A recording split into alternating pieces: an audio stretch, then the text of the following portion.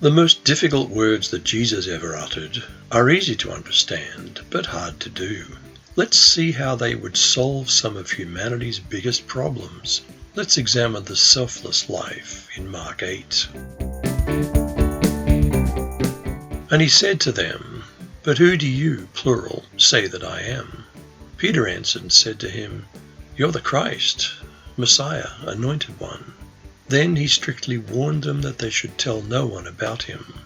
Christ or Messiah means the anointed one. Unlike worldly anointed kings, anointed for Jesus meant the cross, giving his life for the world. Peter didn't want to hear it. We don't like to hear it.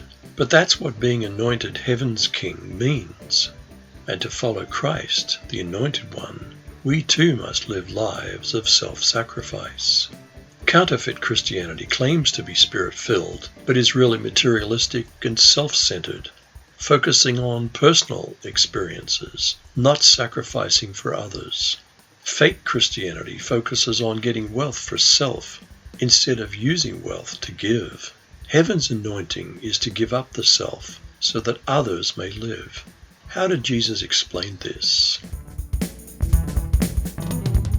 And he began to teach that the Son of Man must suffer many things, and be rejected by the elders and chief priests and scribes, and be killed, and after 3 days rise again. He spoke this word openly. Then Peter took him aside and began to rebuke him. Do we rebuke Jesus when he talks about his true purpose of anointing? How did Jesus respond to Peter? But when he turned around and looked at his disciples, he rebuked Peter, saying, "Get behind me, Satan, for you're not mindful of the things of God, but the things of men." A true understanding of what it means to be anointed is to be mindful of the things of God. When he'd called the people to himself, with his disciples also, he said to them, "Whoever desires to come after me, let him deny himself and take up his cross and follow me."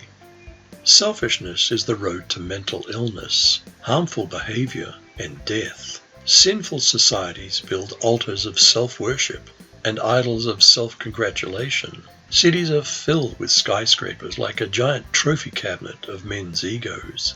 Like skyscrapers, castles were created by a selfish ruling class. God gave the first man a garden, not a castle. Castles create mental illness. Gardens encourage mental health.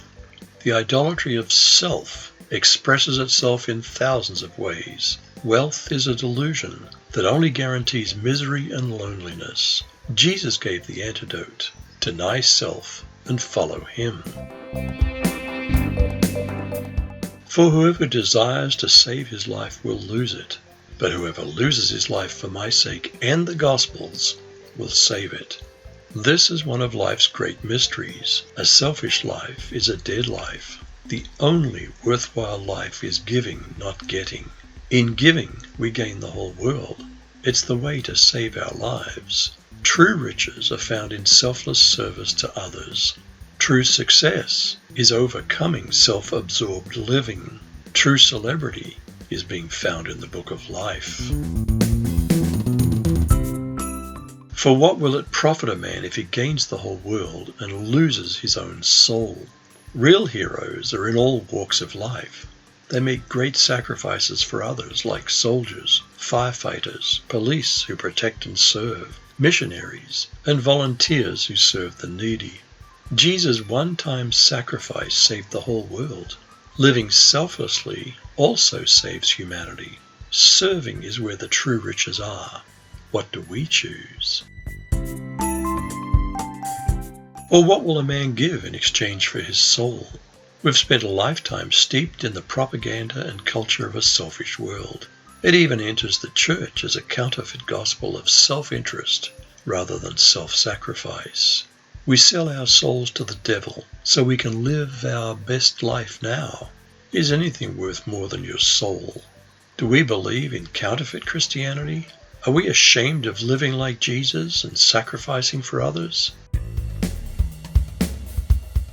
For whoever is ashamed of me and my words in this adulterous and sinful generation. Of him the Son of Man also will be ashamed when he comes in the glory of his Father with the holy angels. Extreme selfishness is a very popular counterfeit Christianity. It teaches a self-obsessed life, pursuing materialism, not the things of heaven. It's ashamed of Jesus and his words, and pretends that the road to hell is good. True Christianity is the exact opposite of the materialistic, narcissistic counterfeits. True Christianity is turning from selfishness, taking up our cross, and following him. Sanity begins by joining Jesus in saving the world, not hiding away in our selfish little worlds. Almsgiving is not just about giving money, but also giving ourselves to others. When was the last time we volunteered to help another person, gave someone thanks, visited a lonely person, listened to their story without constantly turning the conversation to our story, sent a card, or just gave an encouraging word? Let's take time to give back to our world, but above all, let's heed Jesus' call to sanity by taking up our cross and denying the insanity of selfishness.